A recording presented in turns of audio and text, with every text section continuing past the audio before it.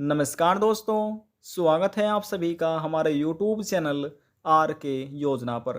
Pension से जुड़ा हुआ लेटेस्ट न्यूज़, ताज़ा अपडेट एक बार फिर से आप सभी दिव्यांग, विधवा, वृद्धावस्था और कुष्ठावस्था पेंशन धारकों के लिए लेकर हाजिर हो चुके हैं। पेंशनर्स के लिए यह एक ज़रूरी और बड़ी सूचना है। अक्टूबर महीने में इन लोगों की रुक सकती है 3-3 हज़ार रुपये की पेंशन किस्त। इनके बैंक खाते में 101% ट्रांसफ़र की जाएगी 3,000 रुपये की पेंशन किस्त। दोस्तों, दोनों के बारे में ही आपको इस वीडियो के माध्यम से जानकारी दी जाएगी। अक्टूबर महीने में किन लोगों की पेंशन को ट्रांसफ़र कर दिया जाएगा और किन लोगों की पेंशन को रोक दिया जाएगा। यदि रोक लिया जाता है तो किन कारणों की वजह से आपकी पेंशन रुक सकती है, क्या संशोधन है, कैसे आप संशोधन करा सकते हैं, क्या कार्य आपको करना होगा। पेंशन से जुड़ी हुई संपूर्ण जानकारी आज आपको इस वीडियो के माध्यम से दी जाएगी। वीडियो की शुरुआत करने से पहले हमारा आपसे एक छोटा सा निवेदन है। यदि आप हमारे चैनल पर पहली बार आए तो चैनल को सब्सक्राइब कर लीजिएगा। साथ ही दोस्तों बेल आइकन के बटन को प्रेस करना ना भूलें, ताकि जो हमारी वीडियो का नोटिफिकेशन है वह सबसे पहले आपको प्राप्त हो और आप सबसे पहले ही उसका लाभ उठा सके। चलिए दोस्तों, वीडियो की शुरुआत कर लेते हैं और पेंशन से जुड़ी हुई आपको जानकारी दे देते हैं। दोस्तों, हम बात कर रहे हैं पेंशन योजना के बारे में।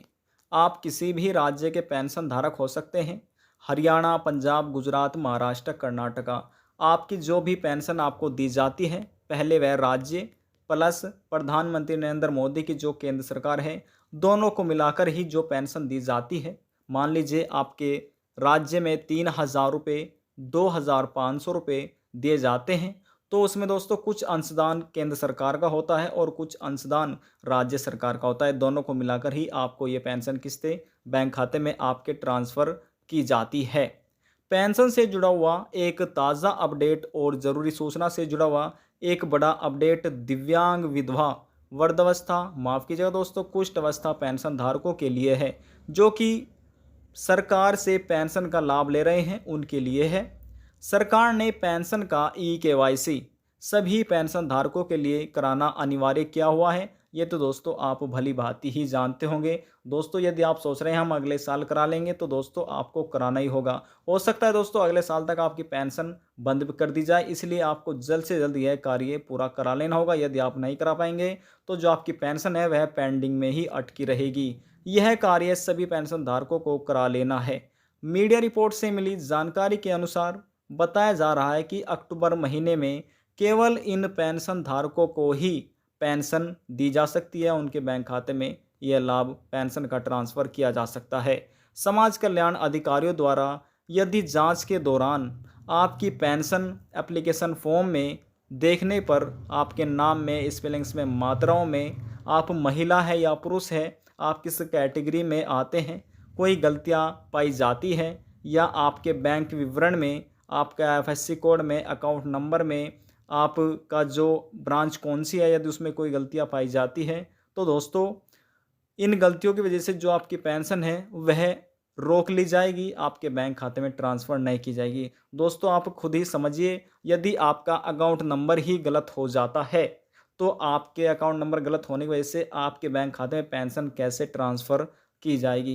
दोस्तों, कुछ ऐसे पेंशन धारक भी समाज कल्याण अधिकारियों द्वारा पाए गए हैं, जो कि उन्होंने अपनी पेंशन के लिए आवेदन तो कर दिया है और अपनी पासबुक की जो फ्रंट कॉपी है, यानी कि अपने बैंक का एड्रेस भी दे दिया है, और उसमें शुरू से ही पेंशन का जो आपके बैंक, यानी कि जो आपका बैंक विवरण है, उसमें आपका अकाउंट नंबर शुरू से ही गलतियां हो रही है। तो किसी की तो दोस्तों यहाँ पर 6 महीने की या 7 महीने की पेंशन किस्तें इन गलतियों की वजह से अभी तक रुकी हुई है। आपकी पेंशन को रोक लिया जाएगा इन सभी गलतियों की वजह से। 3 महीने की किस्तें रोक ली जा सकती है, 4 महीने की रोक ली जा सकती है। दोस्तों, सरकार द्वारा 3-3 हज़ार रुपये की जो आपकी किस्त है बैंक खाते में, वह इन गलतियों की वजह से ट्रांसफ़र नहीं की जाएगी।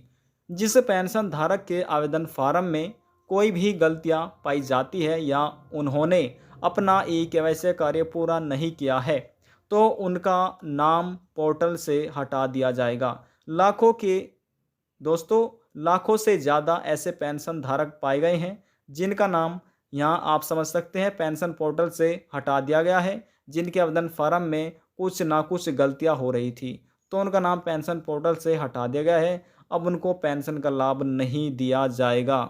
अब दोस्तों बात आती है कि पेंशन किन पेंशन धारकों को मिलने वाली है। दोस्तों ये तो हमने आपको बता दिया है कि किन को पेंशन नहीं मिल पाएगी। अब बात करते हैं किन को पेंशन दी जाएगी।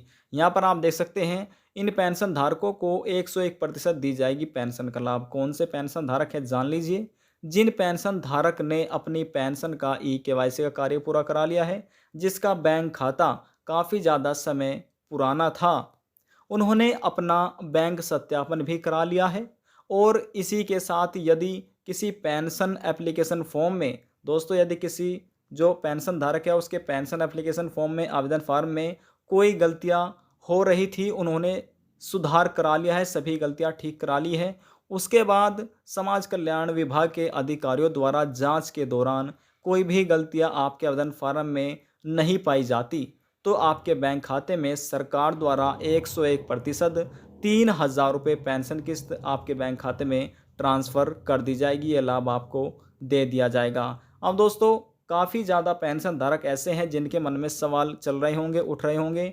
पेंशन आवेदन फॉर्म में संशोधन कैसे करा सकते हैं, पेंशन का ई-केवाईसी कैसे करा सकते हैं, अपने आवेदन फॉर्म की जांच कैसे करें। दोस्तों आपको इनका सभी सवालों का जवाब आपको दिया जाएगा। समझिए, सबसे पहले आपको बताते हैं पेंशन का ई-केवाईसी कैसे करा सकते हैं। उसके लिए दोस्तों आपके पास आपका आधार कार्ड होना चाहिए। जो आवेदन करते समय आपने अपने मोबाइल नंबर दिया था वह मोबाइल नंबर आपके पास होना चाहिए। यदि वह आपके मोबाइल नंबर आपके पास नहीं है तो आप नया भी मोबाइल नंबर उससे जुड़ा सकते हैं। उसके लिए आपको नज़दीकी CSC सेंटर पर जाना होगा। वहाँ से आप अपने आधार कार्ड और मोबाइल नंबर ले जाकर अपनी पेंशन का ई-केवाईसी का कार्य पूरा जल्द से जल्द करा सकते हैं। अब बात करते हैं अपने पेंशन आवेदन फॉर्म की जांच कैसे कर सकते हैं पेंशन धारक घर बैठे अपने मोबाइल फ़ोन से। जी हाँ दोस्तों, आप अपने मोबाइल फ़ोन से जांच कर सकते हैं। उसके लिए आपके पास पेंशन का रजिस्ट्रेशन संख्या आपके पास होनी चाहिए, पहला दस्तावेज हमने आपको बताया। दूसरा है आपका मोबाइल नंबर। तीसरा है आपका, यदि आपके पास रजिस्ट्रेशन संख्या नहीं है तो आपके पास बैंक अकाउंट नंबर होना चाहिए। इन तीनों दस्तावेजों से ही आप अपनी पेंशन आवेदन फॉर्म की जांच कर सकते हैं। अपने स्पेलिंग्स में, मात्राओं में आवेदन आवेदन फॉर्म में देख सकते हैं कोई भी गलतियां हो रही है तो आप नज़दीकी CSC सेंटर पर जाकर सुधार करा सकते हैं। पेंशन एप्लीकेशन फॉर्म में संशोधन करा सकते हैं। जो भी गलतियां आपको देखने को मिल जाती है आप पूरे आवेदन फॉर्म को वहां से ID लॉगिन कर सकते हैं। दोस्तों ID लॉगिन करने के लिए हमने आपको दस्तावेज बताए। आप अपने राज्य के समाज यानी कि जो आपका राज्य पेंशन पोर्टल है वहाँ पर आपको लॉगिन करना होगा। आप हमारी प्रीवियस वीडियो यानी कि जो हमारी पिछली वीडियो है वह आप चेक कर सकते हैं। उसमें तरीका बताया गया है कि आप पेंशन ID कैसे लॉगिन की जाती है और कैसे आवेदन फॉर्म की जांच की जाती है। यदि आप उत्तर प्रदेश राज्य के अधीन आते हैं, आप एक पेंशन धारक हैं तो आपको भी सरकार की तरफ से 3,000 रुपये जो पेंशन किस्त है वह लाभ आपको दिया जाएगा। यदि पेंशन से जुड़ा हुआ आपके मन में कोई भी सवाल है, कोई समस्या है, आप पेंशन आपकी नहीं पहुंच पा रही है तो आप जल्द से जल्द यह सभी कार्य पूरे कर लीजिए जो हमने आपको बताया। यदि आपके आवेदन फॉर्म में गलतियां है आप सुधार कर लीजिए। कहां पर आपको जाना है यह भी हमने आपको बता दिया है। दोस्तों आपकी जानकारी के लिए एक बार फिर से बता दें कि यदि किसी पेंशन धारक के बैंक विवरण में IFSC कोड में गलत है, किसी IFSC कोड गलत है, अकाउंट नंबर गलत है तो आपको चले जाना होगा अपने जिला समाज कल्याण में। जी हाँ दोस्तों, अपना आधार कार्ड लेकर, अपना मोबाइल नंबर लेकर और अपने बैंक की पासबुक लेकर सभी तीनों दस्तावेज आपको फोटोस्टेट करा लेनी है और अपने जिला समाज कल्याण में आपको जल्द से जल्द जमा करा देना होगा। कुछ दिनों के बाद ही आपका जो नाम है वह राज्य सरकार जो पेंशन पोर्टल है उस पर आपका नाम चढ़ा दिया जाएगा और फिर आपके बैंक खाते में 3,000 रुपये किस्त पेंशन का लाभ दिया जाएगा। यदि पेंशन पोर्टल पर आपका नाम नहीं है तो आपकी पेंशन को रोक लिया जाएगा, आपके बैंक खाते में पेंशन किस्त ट्रांसफ़र नहीं की जाएगी। जानकारी को लेकर आपके मन में कोई सवाल है, कोई डाउट है, पूछ सकते हैं।